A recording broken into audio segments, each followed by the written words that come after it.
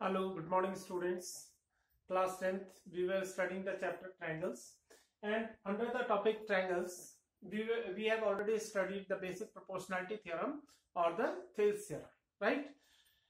Today we are going to start the new topic, new theorem, that is the converse of BPT, basic proportionality theorem or the Thales theorem, right?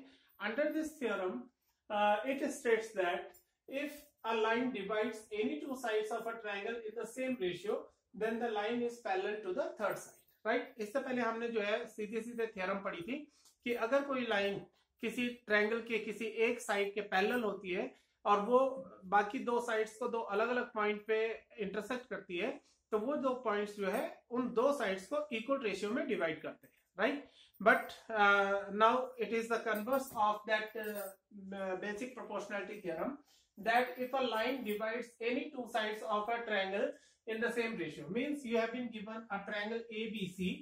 इस प्रकार से आपको एक triangle दे रखा है ABC और ये बता रखा है कि इस ट्रायंगल ABC के एक लाइन दे रखी है और ये कह रखा है कि ये जो लाइन है लेट अस सपोज D और E पे इंटरसेक्ट करती है साइड AB और AC को, तो ये कह रहा है कि if a line divides the sides of a triangle in the same ratio, if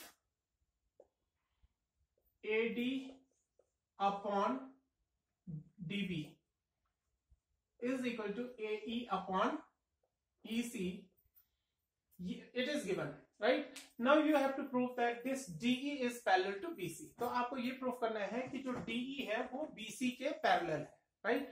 तो इसको प्रूफ करने के लिए देखिए आपको क्या गिवन है, आपको केवल गिवन है कि जो DE लाइन है वो AB और AC को दो इक्वल रेशियो में डिवाइड करती है, means AD upon DB is equal to AE upon EC, right? It is already given. Now we have to prove that this D, if it is dividing it in the same ratio, it means DE is parallel to BC. This is to be proved, right? इसको proof करने के लिए हम क्या करते हैं कि हम एक ऐसी लाइन मान लेते हैं कि लेट अस सपोज अगर DE इसके पैरेलल नहीं है, पहले हम ये लेट अस सपोज कर लेते हैं कि DE is not parallel to BC but D some any other point DE dash, E dash be any other point, और उसको मान लेते हैं कि जो DE dash है वो जो है किसके पैरेलल है, BC के पैरेलल है, राइट? अगर जो DE dash है, याद रखिए E अलग है और E dash अलग पॉइंट है, तो DE dash है वो जो है पैरेलल है BC के।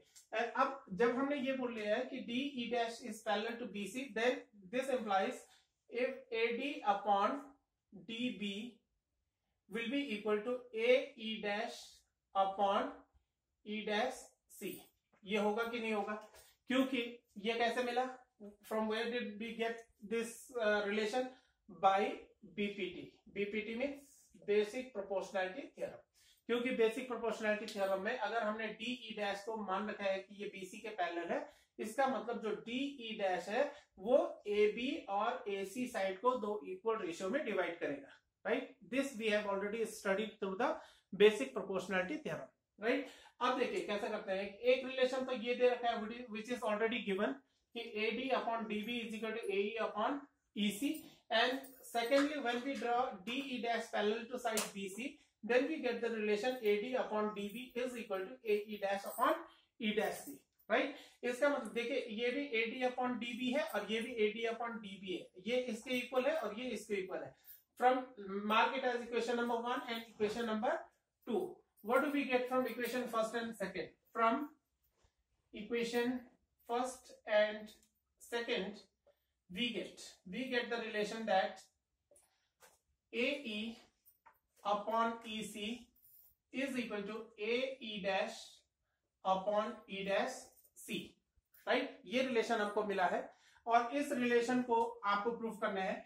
एड देखिए अब क्या करेंगे आप, adding 1 to both sides, 1 to both sides, दोनों साइड्स आप क्या करेंगे, 1 को ऐड करेंगे. What do we get, AE upon EC plus 1 equals to AE dash upon E dash C plus 1. दोनों साइड आपने प्लस 1 कर दिया है, देखिए, राइट? प्लस 1 करने के बाद आपको क्या मिलेगा, इस EC को आप एलसीएम ले लेंगे तो ये बन जाएगा AE plus EC upon EC is equal to, इधर से आप E डैश C को एलसीएम ले लीजिए, then becomes AE dash plus E dash C upon E dash C, right.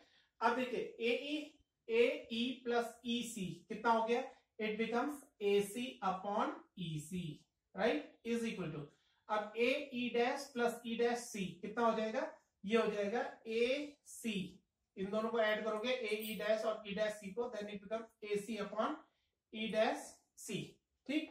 अब ये इतना जब इक्वल हो गया है तो इसका मतलब, अब देखिए AC इक्वल टू AC तो हो गया, ये न्यूमरेटर दोनों का इक्वल है और डिनोमिनेटर अलग अलग है, इसका मतलब this implies that EC is equal to E dash C।